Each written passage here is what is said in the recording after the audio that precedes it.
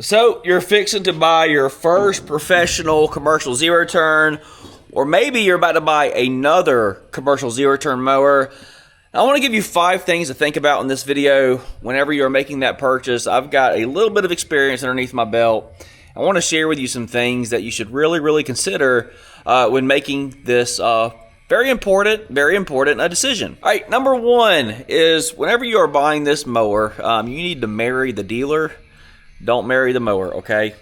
So I know you hear that it's it's important to have good dealer support, but I just want to emphasize this in point number 1 that really is true. You know, if you love a Skag and you know that your heart is set on a Skag Cheetah or a Turf Tiger or the Tiger Cat, but your dealer does not sell Skag and you got to drive an hour and a half to get support or 2 hours for that mower, you'd be better off marrying your dealer, okay? So the most important thing, number 1, before we get going on the rest of this, is make sure that whatever mower you pick, it is supported by your dealer. And you better enjoy working with your dealer, and it's as simple as that. Number 2, and I have changed my mind on this from what I originally thought in the past, but number 2 point that I would make about buying a commercial zero turn is buy the absolute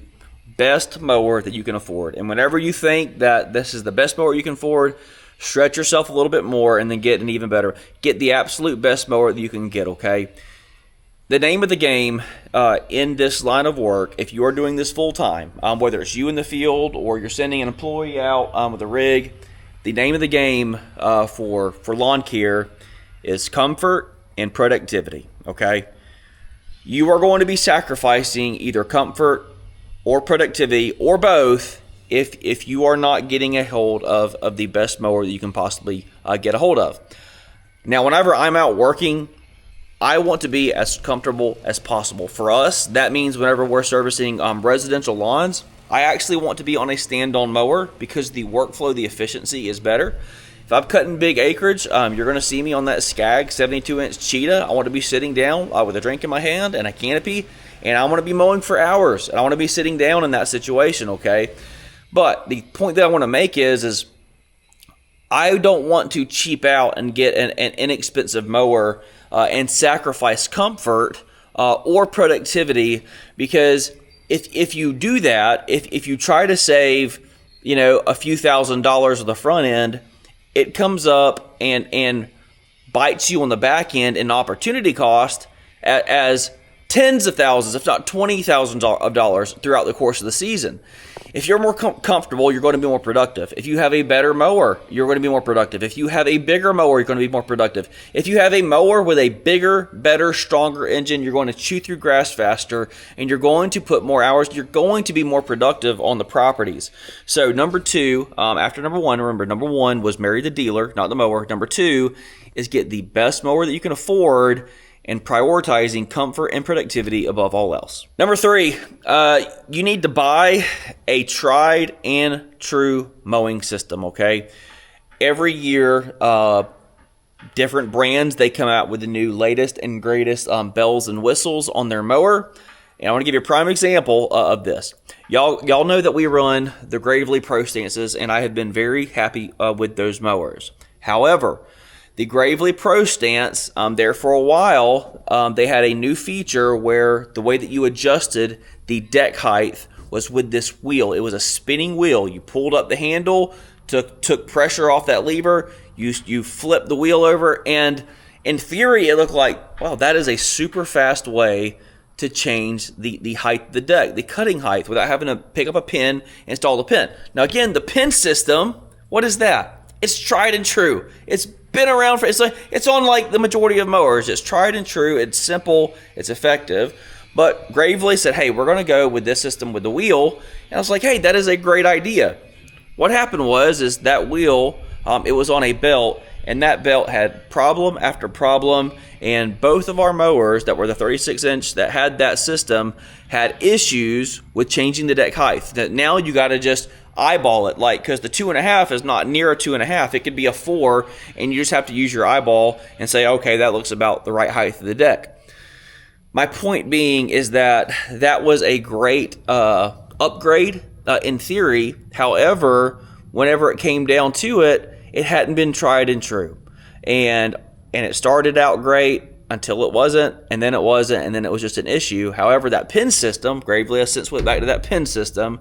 It's just simple. It's tried and true. So whenever you're looking at mowers, if there's a new mower brand out there and they promise to have all the latest and greatest, I promise you would be much better off buying a mower that has been in the lawn care industry and is a standard in the lawn care industry. Just think of buying something that is standard. Check that box. Do not be chasing after the latest and greatest thing. You want something that is tried and true. Number 4, this is a tip for you. Whenever you get a hold of this mower, I promise the newness and the shininess of it will wear off. And at the end of the day, that mower is just a tool. That's all it is, okay? And to that point, do not buy a mower for a tax save to avoid a tax bill. Do not do it. The math, okay, just the math side of it does not work out. You are literally spending $1 to save 30% or whatever your tax bracket is, okay? It makes no sense. If you need the mower, yes, it's great to have a tax advantage in that situation. However, if you're just like, I'm at the end of the year, I made this profit, I don't really need anything, but I'm just going to buy equipment so I don't have to give it to Uncle Sam. You literally just spent $1 on a depreciating asset. And some people don't call it an asset, they just call it a depreciating tool. But you basically took $1 and bought a depreciating asset to save yourself 30 cents. Mathematically, it does not work. And without breaking that down step by step, you're just going to have to trust me that when I say you have to use good judgment whenever you're making these purchases. Buying mowers for the sake of tax advantages is a dumb thing to do.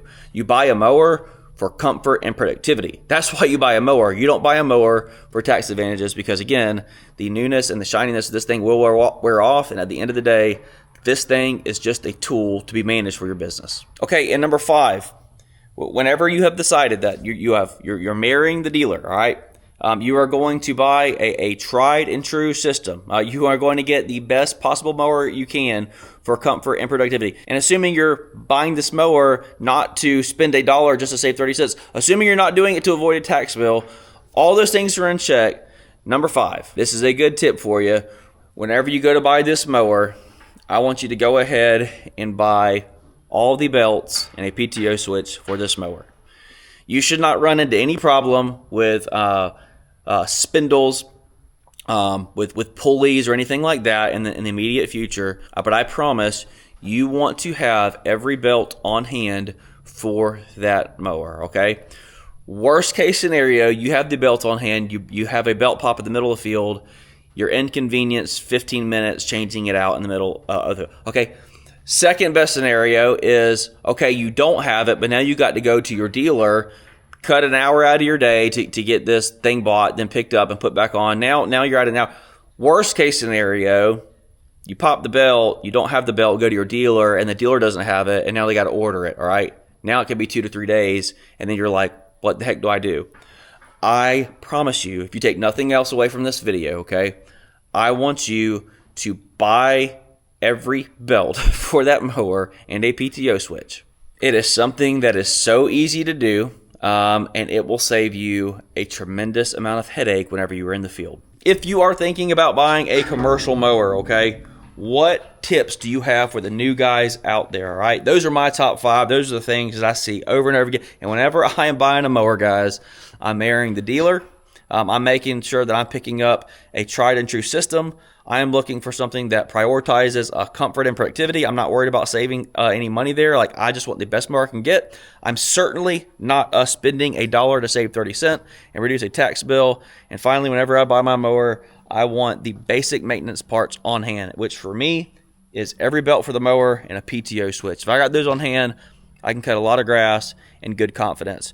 What things do you guys recommend for the new guys out there? Or if you're looking at picking a mower up and you are a seasoned vet, what things do you look for and you can share with everybody? Because I tell you what, this kind of information is valuable for people out there. Some people just go into a dealer like, that mower looks good, let's get it. Nope. Nope. Let's think through it a little bit better, guys.